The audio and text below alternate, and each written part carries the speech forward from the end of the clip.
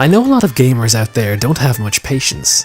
At least that's what Reset Era, that forum on the internet, said. So I'm looking through my Steam library and then I realise I've got no good games to play. I was seriously bored. Why? Because I was getting near the end of this smoking hot stealth game the other night. Man, it played good. So being the gentleman I am, I finished it off. Anywho, I decided to find a new game. Its name, No More Heroes. So I got the console I was supposed to and popped in the disc, and there it was, this game. Strange, irreverent, couldn't tell if it was something special or just plain average.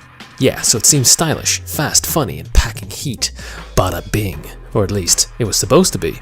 Until something else showed up. Its name, Open World, an irritation that ends up slowly gnawing at your patience.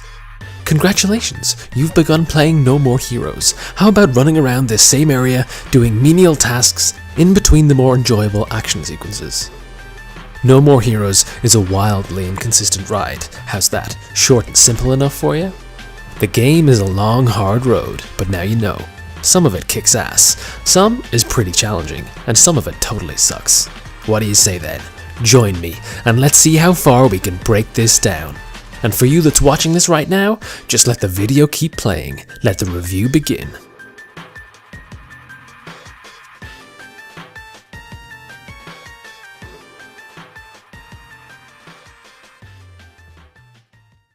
Joking aside, No More Heroes is a game that both requires and deserves a little more time to satisfactorily deconstruct. At least partly by virtue of its inherent inelegance, it's easy to find oneself examining the game as disparate elements rather than as a discrete whole, often to its detriment. Something I've concluded that is ultimately unavoidable, but I will endeavour to keep in mind throughout this review. So what is No More Heroes anyway? The answer is not so simple.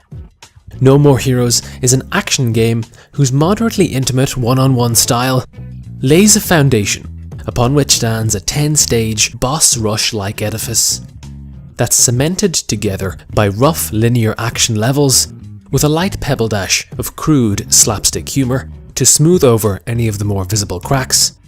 And that's before you notice the rather uninspiring open world that seems like it was hastily duct-taped to one of the west-facing wings as a sort of impromptu conservatory.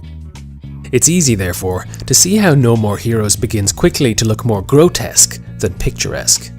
Nonetheless, No More Heroes is still a sight to behold, and it's not even close to incompetent. Indeed, its raw action toolkit is quite promising. A lot of joy is to be found in No More Heroes when executing a straightforward combo, mashing the A button until the enemy's life is depleted, and then performing a death blow by swinging the Wii Remote in the direction presented on screen.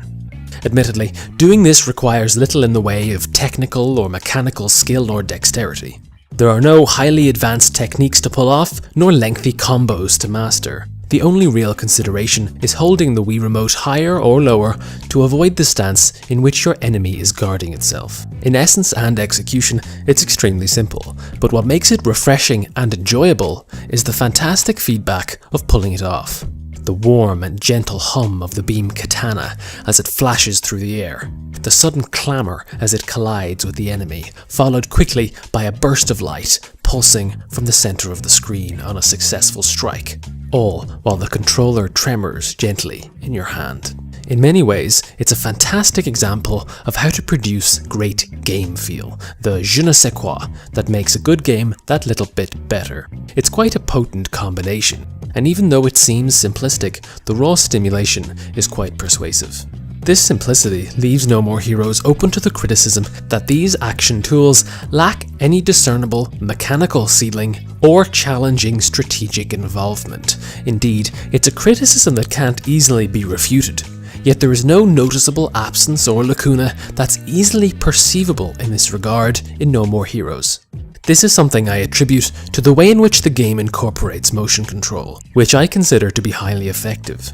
This final blow system, whilst being extremely forgiving, provides a brief but overt physical engagement that is quite a powerful addition and makes even a motion skeptic such as myself reconsider how it can be used effectively and enjoyably. Simply placing such a thing at the end of a combo manages to somehow substitute strategic or cerebral engagement with a raw physical engagement with the combat, even if it doesn't replace the former completely.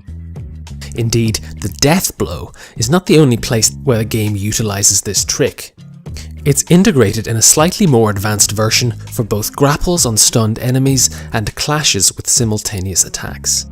Though No More Heroes kit contains a few more techniques, this description manages to encapsulate the strengths of the system relatively succinctly.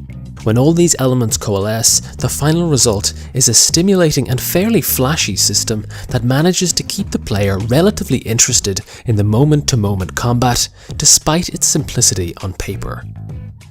Nonetheless, despite these virtues in theory, it's important to examine how these tools are applied in practice to see more clearly where they shine. Following this line of thought, there's no better place to begin than with the core of No More Heroes, its boss encounters. At first blush, it's worth noting how hypothetically No More Heroes tools should excel in this one-on-one environment. Unfortunately, in practice, this is rarely the case. Too few of No More Heroes bosses actually employ a solitary close-range melee design, instead including ranged or area of effect techniques that become too easy to manipulate or, because of a lack of fluidity in its camera control and limited movement options to close distances, slow these encounters to create frustratingly drawn-out affairs. That's not to say that the bosses that do this are fundamentally at odds with the combat system. It just seems that No More Heroes is never quite sure what type of action game it wants to be. Furthermore, due to the idiosyncrasies of many bosses' physical designs, it's often tricky to make judgments in the heat of battle about which stance the boss is adopting, a problem that could potentially be ameliorated by some sort of subtle color coding system. As a result, instead of utilizing skillfully No More Heroes tools for blocking and outmaneuvering your enemy, players may find themselves slowly and patiently waiting for the rare but obvious moment of vulnerability, transforming these encounters into tests of patience rather than tests of incisive capability. Therefore, it's fair to say that there is enjoyment to be found perhaps in mastering the combat in No More Heroes, but without providing more straightforward thrills for the more casual player, it seems fair to level the criticism that the system is somewhat incomplete.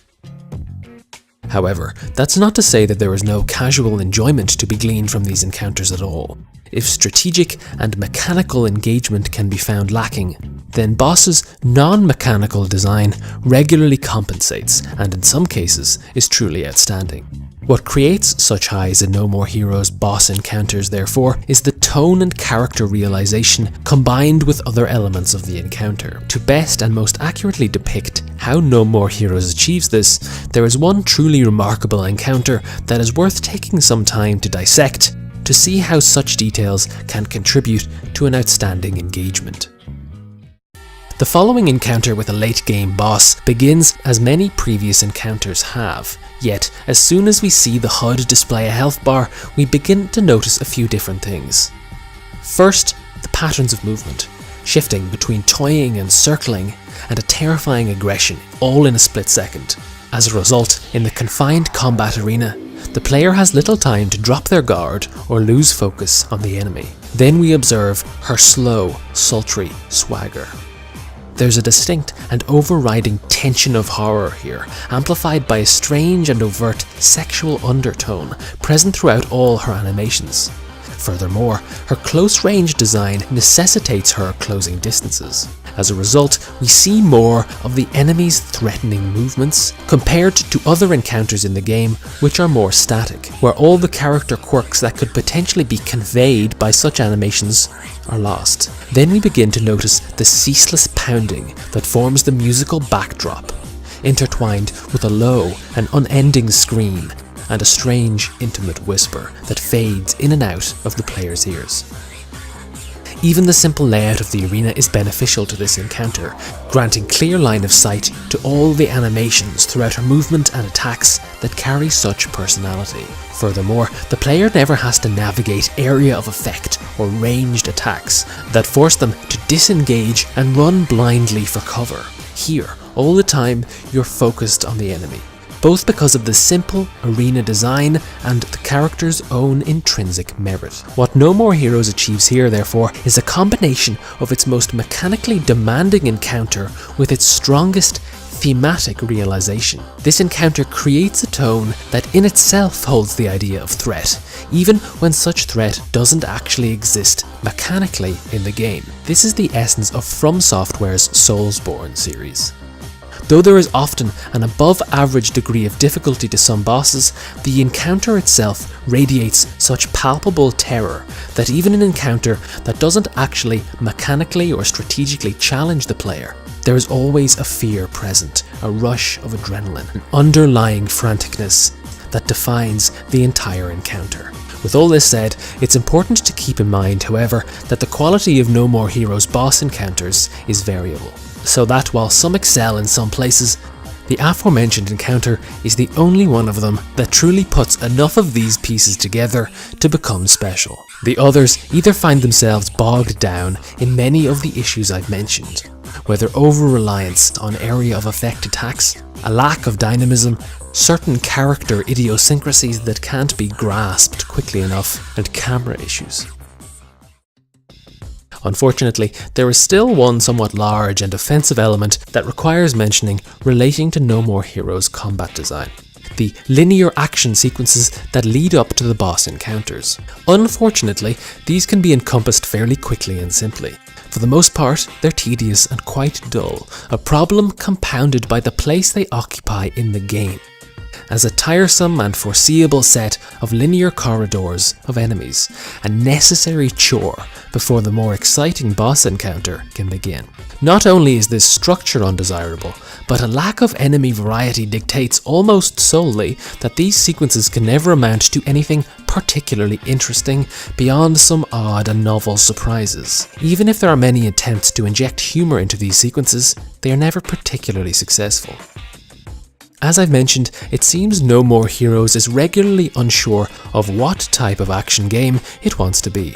On one hand, its tools are based around a one-on-one style which is, on the whole, moderately successful in the boss encounters, even occasionally excellent. On the other hand, however, the sequences that adopt this one-on-one style for linear encounters contain such little variety that there is simply not enough novelty to maintain excitement. And the slower pace that this one-on-one style entails can be extremely dull when taking on waves and waves of similar enemies. Furthermore, the large-scale level encounters found later in the game are poorly suited to the tools of No More Heroes, so that players find themselves ignoring many, if not most of the mechanics tailored for more intimate fights that offer the majority of the game's depth. Perhaps the most positive aspect of this area of the game is the few surprises it presents towards the end, which effectively subvert the established rhythm, though it goes without saying that perhaps No More Heroes lets players become a little too familiar with this rhythm before it unveils these surprises. Now that we've addressed most of what No More Heroes has to offer as an action game, it's important to examine what lies around it. The structure supporting its 10 combat levels is a rather uninspired open world filled with side quests of various kinds to practice combat skills, improve one's stats, and indulge in a little comedy, all done in service of rounding up enough cash to take on the next ranked battle. These activities can be divided roughly in two. First are combat side missions that feel almost entirely like another strange, misplaced version of the game's combat tools, with huge scale encounters that are too chaotic to be engaging. And second, completely bizarre but surprisingly enjoyable activities or formal side missions. The former are largely inconsequential and will take as much time in this review as I believe players should afford them in-game, beside their necessary place to grind for currency. The latter, however, are worth more than a brief mention. These range from absolutely hilarious and novel nonsense to a few retreaded steps. Although not all 10 of these side missions are as original as others, on the whole, these are one of the more stimulating rewards for clearing a ranked encounter. It's almost the sheer audacity to put such activities in the game at all is what makes them entertaining. Moving on, a critique of the content within Santa Destroy would be incomplete without how the open world is itself presented. Though the area is fairly small by contemporary standards, moving about it is not as fluid as might be hoped. Player movement is hampered by a vehicle that is particularly cumbersome to maneuver and further compounded by an absence of some form of fast travel. To make things worse, most side activities involve trekking to a hub to procure a mission, only to be sent off from here to another area of the map to initiate the mission in the first place, exposing players unnecessarily to the aforementioned problem, a clear and rather irritating oversight. By modern standards, where many intimate open worlds find quite fluid and elegant ways to incorporate a similar system, this makes the open world one of the most unsightly and unavoidable aspects of No More Heroes. The final area that I think deserves some commendation is how No More Heroes manages to amalgamate various disparate tones into one cohesive unit. While I mentioned this above in terms of blending adrenaline, sexuality and horror for its gameplay, I want to briefly mention how it does so elsewhere. For the most part, this involves how it employs humour to great effect. From strange jokes, over-the-top crudity across the board, hilarious power-ups, and completely off-the-wall monologues in the strangest of places. Not only are these often of course amusing in themselves, but the somewhat off-putting humour manages to wedge an interesting divide between the player and the character. The best example of this in concrete terms is, for example, when Travis crashes his bike. The player's underlying distaste for Travis has a manipulative effect on the situation, so that we can laugh at Travis for crashing his bike, even though it's the player's mistake that has led to the crash. In a very strange way, this hints quite lightly at a part of gaming that is largely underutilized. That is to say, playing with the boundaries between player and avatar. In other words, Travis is a character towards whom we often feel revulsion and pity. He's disgusting, pathetic, even evil. But in other ways, he's hilarious and heroic. Travis is a terrible mess, but he's our terrible mess.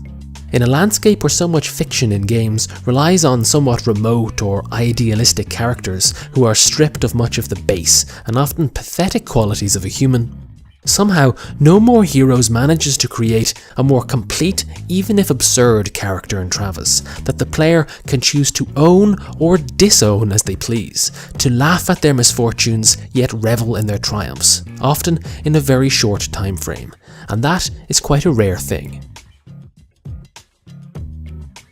No More Heroes regularly demonstrates a lot of potential, and there are definitely moments to be genuinely enjoyed for anyone who picks it up now, even if age is casting it in less and less flattering light as the years go on. In the end, No More Heroes is a game that is wholly memorable, but only occasionally thrilling.